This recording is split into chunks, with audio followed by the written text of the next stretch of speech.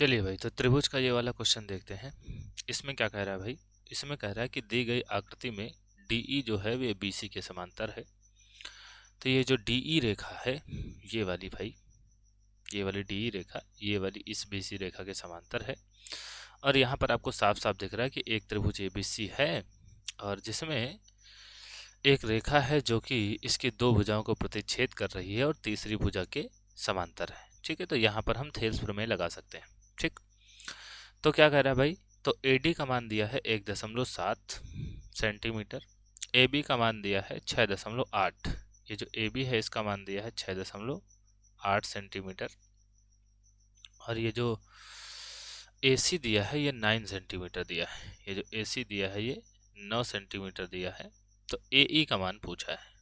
ठीक है, ये जो AE है इसका मान पूछा है कि भाई इसका मान बता दो, ये वाली जो लाइन है इसका मान। ठीक भाई, तो यहाँ पर थेल्स प्रमेय लगाएंगे, लेकिन थेल्स प्रमेय के कई तरीके से थेल्स प्रमेय लगती है। मेरे कहने का मतलब ये है, जैसे कि अगर हम यहाँ पर थेल्स प्रमेय लगाएं तो थेल्स प्रमेय सबसे पहले क्या कहती है कि अगर भाई त्रिभुज की किन्हीं भी दो रेखाओं को प्रतिच्छेद करने वाली जो रेखा है वो तीसरी भुजा के समांतर होती है, तो जो दो रेखाओं को प्रतिच्छेद किया है उसका जो अनुपात होता है वो बराबर होता है। इसका मतलब AD बटा थेल्स प्रमेय से AD बटा DB बराबर होगा AE बटा EC के। ठीक है, लेकिन इसी के साथ थेल्स प्रमेय इस तरीके से भी काम कर सकती है कि आप करें AD बटा और ये पूरा ले लें AB। ठीक है, यानी कि कहने का मतलब ये है कि इतना और बटा ये पूरा। ठीक है, तो AD बटा AB आप कर सकते हैं। तो AD बटा AB बराबर होगा इतने के साथ में। अब क्योंकि ऊपर आपने AD इतना लिया है तो यहाँ पर AE आपको इतना लेना पड़ेगा। तो यहाँ पर हम लिखेंगे AE और यहाँ पर आपने क्या किया है, यहाँ पर आपने ये पूरा AB लिया है। नीचे जो है ऊपर AD लिया था, है ना, ऊपर ये वाला AD लिया था, तो यहाँ भी ऊपर AE लिया है, इतना ही भाग। और इसमें नीचे की तरफ ये जो AB है इसका मतलब है ये पूरा आपने AB लिया है, तो यहाँ पर आपको लेना पड़ेगा ये AC। ठीक है, तो यहाँ पर नीचे हम लेंगे AC। तो इस तरीके से भी थेल्स प्रमेय काम करती है। या फिर आप क्या कर सकते हैं, या फिर आप क्या करें कि ये पहले पूरा ले लें।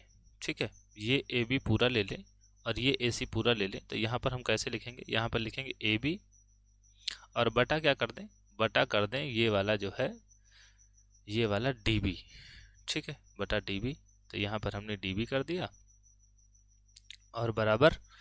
अब क्योंकि यहाँ ऊपर की तरफ AB लिया है ये वाली पूरी भुजा, तो यहाँ पर ऊपर की तरफ क्या लेना पड़ेगा, इधर की तरफ ऊपर की तरफ लेना पड़ेगा AC।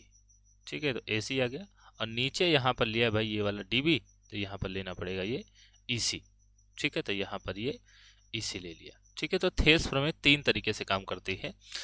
तो यहाँ पर फिलहाल हमारे फायदे का स्टेटमेंट कौन सा है, यहाँ पर अगर आप कायदे से देखें तो हमें AB का मान दिया है और हमें AD का मान दिया है। तो AB और AD जिसमें आएंगे ये हमारे काम का होगा, तो ये वाला जो है हम चुन सकते हैं। ठीक है, ये वाला चुन सकते हैं, बाकी काम के नहीं है। तो यहाँ पर बाकियों को तो हम हटा देते हैं, बाकियों को हम हटा देते हैं और केवल इसको रखते हैं। और यहाँ पर क्या लिखेंगे, यहाँ पर लिखेंगे थेल्स प्रमेय से। ठीक है, क्योंकि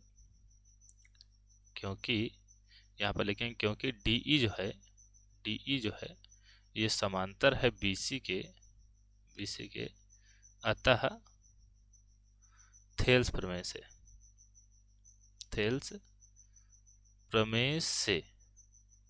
ठीक, थेल्स प्रमेय से क्या हो जाएगा, AD बटा AB बराबर AE बटा AC। ठीक है, तो AD का मान कितना है 1.7, AB का मान कितना है 6.8 और AE का मान कितना है नहीं पता, AE ही तो निकालना है। और AC का मान कितना है 9 है। ठीक है, तो ये हो गया 17 एकम 17, 17 चौके 68।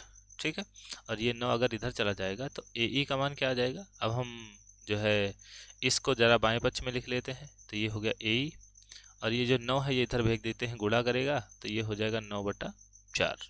ठीक है, तो 4 से अगर हम भाग करें इसको तो भाई 4 दूनी 8 और फिर कितना बचेगा, एक बचेगा जो कि 10 हो जाएगा। तो 4 दूनी 8, 4 पंचे 20। ठीक है, तो 2.25 सेंटीमीटर AE का मान आ जाएगा और यही पूछा है। ठीक है, तो 2.25 सेंटीमीटर।